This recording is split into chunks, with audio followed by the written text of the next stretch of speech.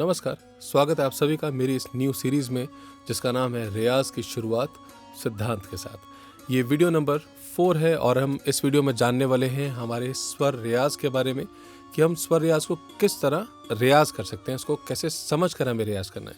अब यहाँ पर सबसे पहले एक बात को समझिए कि स्वर रियाज बहुत तरीक़ों से हो सकता है। पहला तरीका मैंने वीडियो 1 में बताया था जिसमें हमने समझा था ओम और सा के बारे में।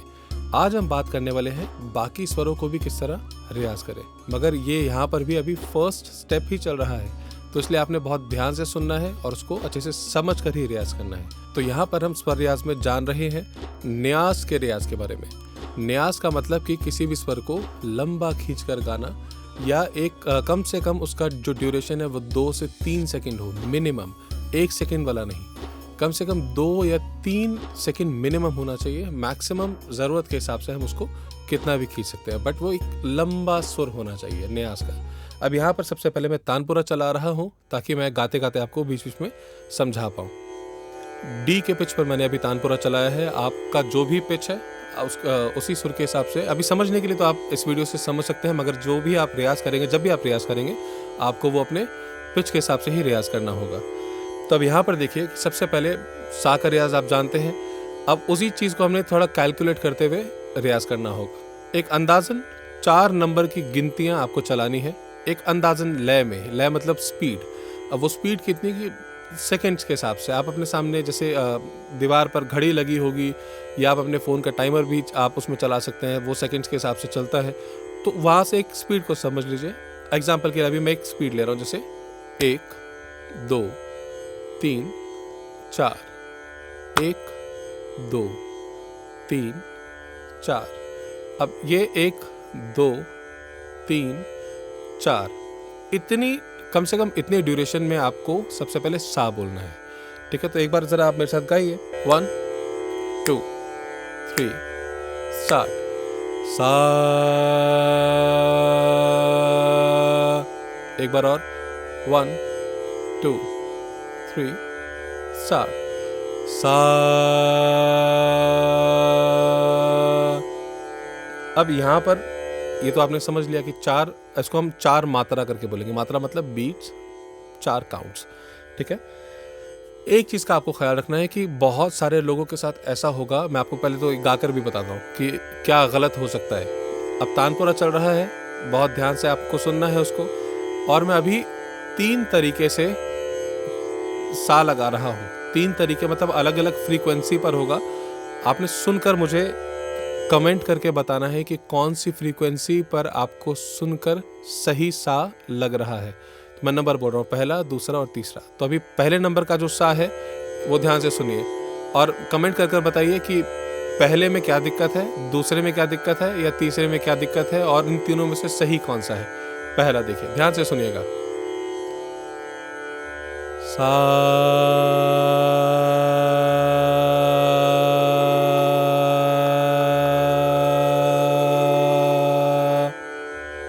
ठीक है। दूसरा सा। तीसरा सा।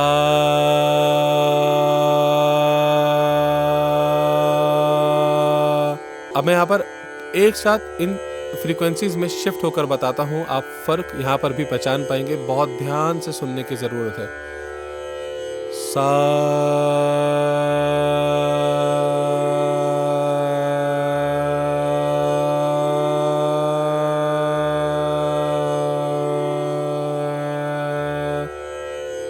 आपको आवाज़ में एक चीज़ महसूस हुई होगी ना। पहली बात तो जो 3 तरीके के जो मैंने सा लगाए थे, 3 अलग अलग फ्रीक्वेंसीज़ में, वहाँ पर आपको फ़र्क महसूस हुआ होगा।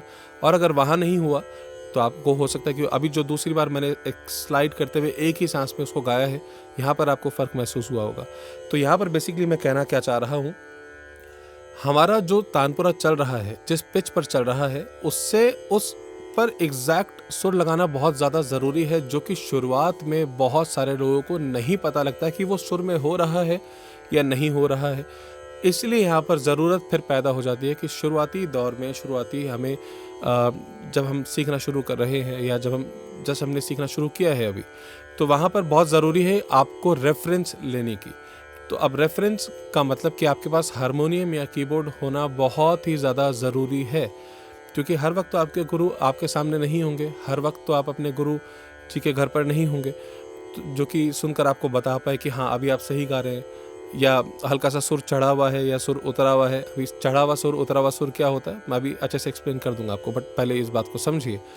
तो इसलिए आपको जब आप घर पर रियाज़ कर रहे हैं तो वहाँ पर आपको रेफरेंस चाहिए, ताकि आप जो भी फ्रीक्वेंसी गा रहे हैं, जैसे अभी हम सा के बाद अभी बाकी स्वर भी हम गाएंगे, तो वो आप सही गा रहे हैं या नहीं, तो एटलीस्ट वहाँ पर उसको पहचानने के लिए आपके पास हारमोनियम या कीबोर्ड होगा, तो आप उसको वहाँ पर प्ले करके देख सकते हैं और कंपेयर कर सकते हैं कि आप सही सुर में गा रहे हैं या नहीं।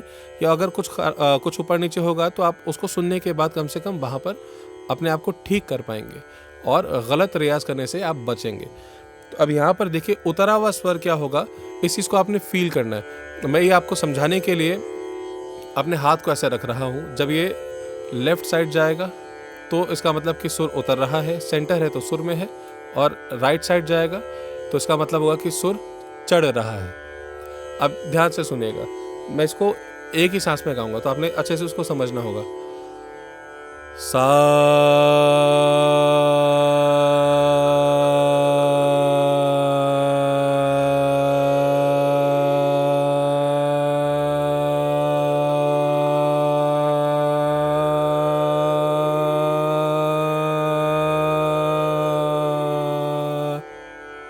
अब फ़र्क आपको मेरे हाथ के हिसाब से भी पता लग रहा होगा, है ना।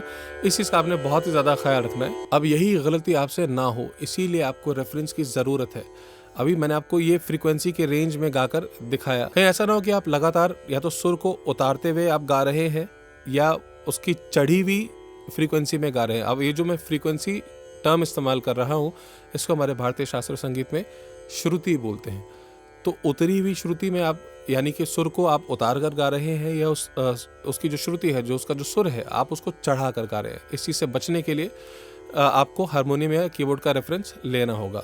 और यही जब इतनी बारीकी में किसी का सुर उतरा हुआ चढ़ा हुआ होता है, तो हम हमारे गाने बजाने में एक टर्म इस्तेमाल करते हैं, कण सुरा। कण सुरा, कण का मतलब हिंदी में क्या होता है कि एकदम कण बराबर, बहुत छोटा सा। सुरा, सुरा मतलब सुर, यानी कि श्रुति, उसकी फ्रीक्वेंसी। तो कण चुरा गा रहा है यानी कि सुर उतरा हुआ है या तो फिर चढ़ा हुआ है, बट एग्जैक्टली सुर में नहीं है, तो वो भी सुनने में बहुत ही ज़्यादा खराब लगता है। अब जिस तरह हमने ये फ्रीक्वेंसी के बारे में सुना, समझा, इस चीज़ को आपको हर एक स्वर पर ध्यान देते हुए ही गाना है, रेफरेंस लेते हुए ही गाना है, जब तक आपको श्योरिटी ना हो जाए कि हाँ अभी आप सुर में गा रहे हैं। और जिस दिन आपको लगे कि हाँ अभी हर बार मेरा सुर मैच हो रहा है, उस दिन से हारमोनियम छोड़ देना है और फिर सिर्फ तानपुरे के साथ आपको रियाज करना होगा। तो अब वापस आते हैं स्वर रियाज के पैटर्न पर। आपने समझा 4-4 मात्रा का ड्यूरेशन आपको रखना है हर एक स्वर में। सबसे पहले हमने सा गाया। अब यहाँ से आपकी चॉइस है, आप एक स्वर ऊपर यानी कि शुद्ध रे, या एक स्वर नीचे यानी कि शुद्ध नी, उस पर आप जा सकते हैं। एग्जाम्पल के लिए अभी मैं आपको समझाने के लिए मैं पहले नी पर जा रहा हूँ कि हमने अभी सा लगाया, वही 4 मात्रा का ड्यूरेशन हम एक स्वर नीचे जाएंगे नी पर। तो एक बार पहले सा बोलेंगे, फिर नी पर जाएंगे। स्टार्ट मैं बोलूंगा आपको, उसके बाद स्टार्ट करना है 4 मात्रा का सा, 4 मात्रा का नी, ठीक है। 1 2 3 स्टार्ट। सा नी।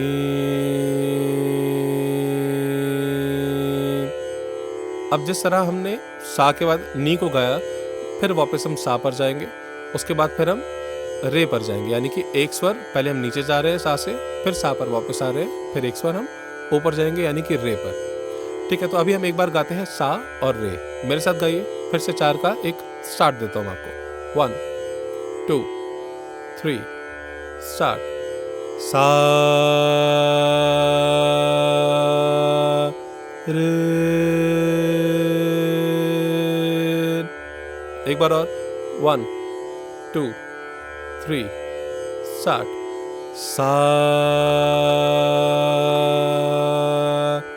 रे। अब एक बात का ख्याल रखना है कि आप जब इस तरह गिन रहे हैं तो वो झटके आपके आवाज़ में नहीं आने चाहिए। कई लोग ऐसे भी गलती कर सकते हैं, जैसे सा रे, तो ऐसा नहीं करना है, आवाज़ को सीधा रखना है। ये रेफरेंस सिर्फ गिनने के लिए है। और ज़रूरी नहीं है कि आप ऐसे ही 1 2 3 4 गिनेंगे, आप ऐसे हाथ में ताली रखकर ऐसे भी काउंट कर सकते हैं। सा, या आप अपने पैर पर, थाई पर ऐसे हाथ रखकर ऐसे टैप भी कर सकते हैं आराम से। सा। अब जिस तरह हम सा से नी पर गए, एक बार हम नीचे आए, फिर हम सा पर वापस आ गए, फिर हमने क्या किया कि सा से हम एक बार हम ऊपर गए यानी रे पर, फिर वापस आ गए। 4-4 मात्रा का ड्यूरेशन।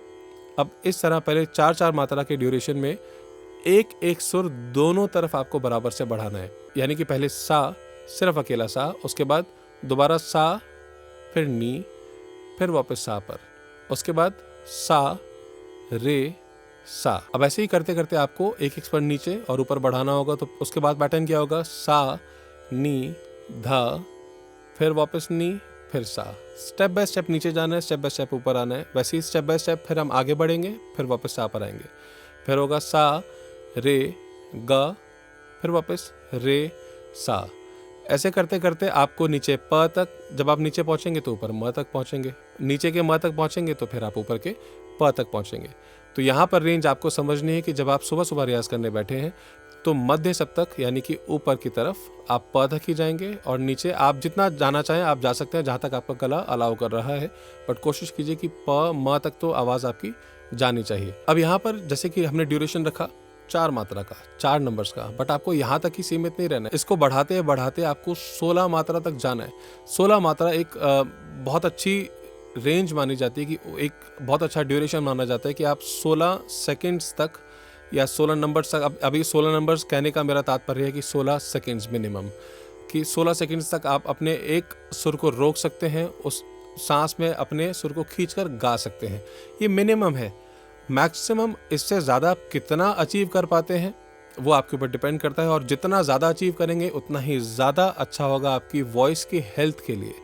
तो आपको इस चीज़ को समझना होगा। तो शुरुआत आप कर रहे हैं 4 सेकंड से, फिर आपने बढ़ाकर धीरे धीरे 5 सेकंड करना है, फिर 6 सेकंड, 7 सेकंड, एक बढ़ाते बढ़ाते बढ़ाते बढ़ाते बहुत सारे लोगों को मैंने देखा जिनकी मिनिमम रेंज 20-25 सेकंड तक भी होती है, और उनसे काफ़ी कम केसेस मैंने देखे जिनकी रेंज जो ड्यूरेशन है ओवरऑल वो 45 सेकंड तक भी है, 50 सेकंड्स तक भी है। वो एकदम लग कर इतने ड्यूरेशन में अपनी आवाज़ को सीधा रखकर अच्छे से, और इनफैक्ट सुर में भी वो उसको गा पा रहे हैं। तो आपने इस चीज़ को बहुत अच्छे से समझना है। एक बार में वीडियो समझ में नहीं आ रही है या थोड़ी सी कन्फ्यूजन हो रही है तो वीडियो को आगे पीछे करके आप आराम से देख सकते हैं, और उम्मीद करता हूँ कि आपको बहुत अच्छे से समझ में आया होगा ओवरऑल, और आप इसको अपने रियाज में भी शामिल करेंगे। आई होप ये वीडियो भी आपके लिए काफ़ी हेल्पफुल रही होगी। सो इस वीडियो को भी आप जरूर लाइक करें, शेयर करें, कमेंट करें, और हाँ, सब्सक्राइब करना बिल्कुल भी मत भूलिएगा इस चैनल को। All the very best all of you. Thank you so much. नमस्कार।